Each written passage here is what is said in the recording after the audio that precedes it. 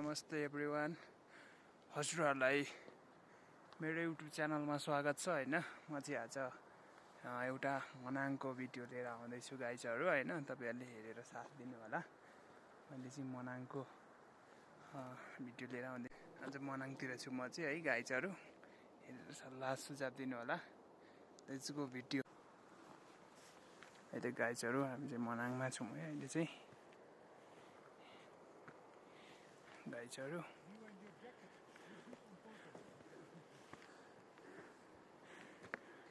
सबले एकदमसँगले हेरिदिनु होला, सेयर गरिदिनु होला। चाहिँ अहिले ठ्याक्कैसँगले यस्तो ठाउँमा आइपुगेको छु। यो चाहिँ मनाङ है गाइजहरू, मनाङ हो। यहाँ मुनि यता ताल छ, ताल चाहिँ मिस गरेको छु अहिले निकाल्न सक्छु होला सायद गाइजहरू। आफै फोटोग्राफ भएर अलिकति गाह्रो हुँदो रहेछ, बोल्दै भिडियो गर्दै हिँड्दै गर्नुलाई हैन गाइजहरू। हामी जस्तो सानो युजरलाई पनि यसो सपोर्ट गरिदिनु होला, सब्सक्राइब गरिदिनु होला हैन युट्युब च्यानललाई। तपाईहरुलाई यस्तै भिडियोहरू फेरि पनि लिएर आउन सकौँ हैन। तपाईहरुकै आशा प्रतिभाले नै हामी अगाडि बढ्ने हो, तपाईहरुकै माया र सपोर्टले। यस्तो छ बाटो गाइजहरू हैन। रोड चाहिँ आउँछ हैन, गाडी आउँछ, यता सबै गाडी आउँछ। उता खाङसारसम्म कि के भन्ने ठाउँसम्म गाडी जान्छ अरे मैले बुझेअनुसार।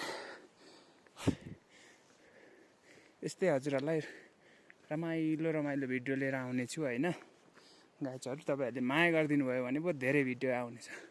माया गरिदिनु भएन भने त कसरी आउनेछ त। गङ्गापूर्ण ताल छ है, गङ्गापूर्ण लेक तल मिस भयो त चाहिँ भिडियो गर्नलाई। अहिले म तपाईहरुलाई देखाउने छु गरेर। गङ्गापूर्ण ताल है गाइजहरू, यो चाहिँ गङ्गापूर्ण ताल फ्रम मनाङ।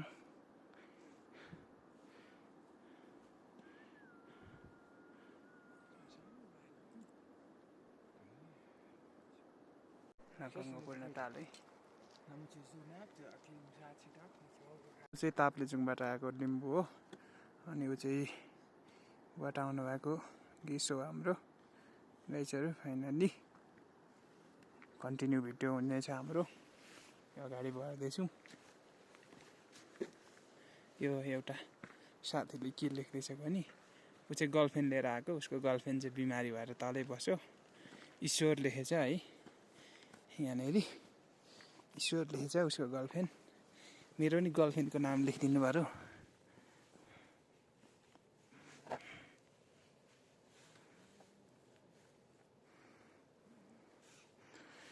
मेरो नि गर्लफ्रेन्डको नाम है गाइजहरू। यहाँ चाहिँ मेरो नाम लेख्नु पर्यो है।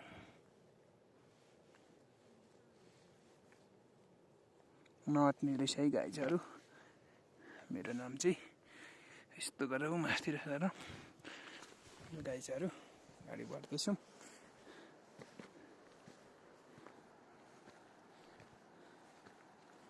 कुनै टाइममा पनि गर्लफ्रेन्ड लिएर आउँछ है यो ठाउँ घुम्नलाई। अहिले चाहिँ साथीहरूसँग आएको छौँ। हाम्रो कन्टिन्यू भिडियो चलि नै रहेको छ हैन गाइजहरू।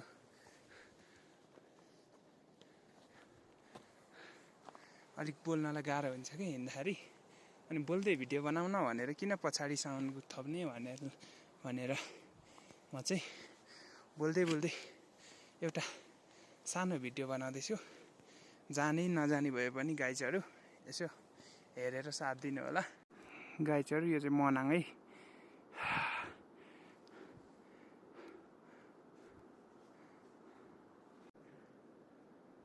ल हेर्नु त यता कस्तो सुन्दर छ। समथिङ 4000 मिटर हाइटमा होला यो ताल। हाम्रो भोलिको यात्रा चाहिँ यता हुनेछ, यो रोडबाट जान्छौँ हामी। तिलिजो ताल जानेछौँ। तिलिजो नेपालकै सबैभन्दा हाइटको ताल हो कि यो गहिरो ताल के हो त्यो चाहिँ थाहा भएन। त्यो ताल जानेछौँ गाइजहरू। देखिराख्नु भयो होला यो बाटो हो जाने। हामी भोलि जानेछौँ उता। त्यसपछि कमब्याक पोखरा काठमाडौँ फर्किनेछौँ। मैले लिएर आएको चाहिँ उयो यसलाई लिएर आएको हिँड्न अलिक सकेको छैन त्यहाँदेखि पछाडिबाट भिडियो बनाइरहेको छु फाइनली हिउँ भएको ठाउँ आइपुगेँ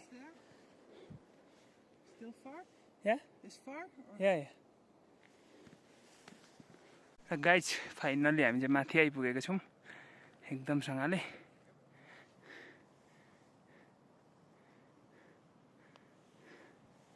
एकदम गाइज फाइनल्ली 4800 हाइटमा आइपुगेको छौँ 4800 मिटर हाइटमा फाइनली लामो सङ्घर्ष र लामो मेहनत गरेर आइपुगेको छ आजको हाम्रो ब्लग चाहिँ यहीँसम्म हुन्छ होइन गाइजहरू आजको भिडियो हामी अब अन्तिम चरणतिर आइसकेको छौँ छोटो भिडियो बनाउने राम्रो बनाउने भनेर सोचेको थिएँ तर सोचे जस्तो भन्न सकेन गाइजहरू एकदम सास बढिरहेको छ होइन त्यो पनि हामी सङ्घर्ष गरेर आइपुगेको छौँ यहाँनिर माथि आइपुगिरहेको छौँ अब हाम्रो यात्रा चाहिँ यहाँदेखि उँभो जाँदैन होला गाइजहरू होइन यहीँसम्म होला अलिक गर्मी पनि भइरहेछ घाम लागिरहेछ होइन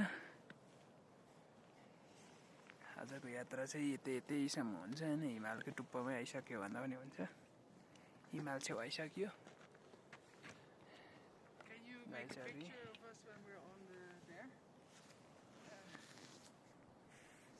यहाँ आइपुगिरहेको छौँ हामी ओ सरी यहाँ आइपुगिरहेको छौँ है गाइजहरू होइन आजको यात्रा चाहिँ एकदम कठिन नै भयो तपाईँलाई मैले कटाउँदै भिडियो बनाएको थिएँ फुल भिडियो बनाउन सकिनँ त्यसमा क्षमा प्रार्थी छु सबैजनाले लाइक सेयर सब्सक्राइब गरिदिनु होला मेरो सानो युट्युब च्यानल छ साथीहरू त्यसलाई अलिकति ठुलो बनाउने प्रयास गरिदिनु होला भन्न चाहन्छु भन्दै आजको भिडियो चाहिँ हामी इन गर्ने समय आइसकेको छ होइन हामी फाइनली यस्तो ठाउँ गाइजहरू है यति भन्दै आजको भिडियो यहीँ स्थगित गर्न चाहन्छु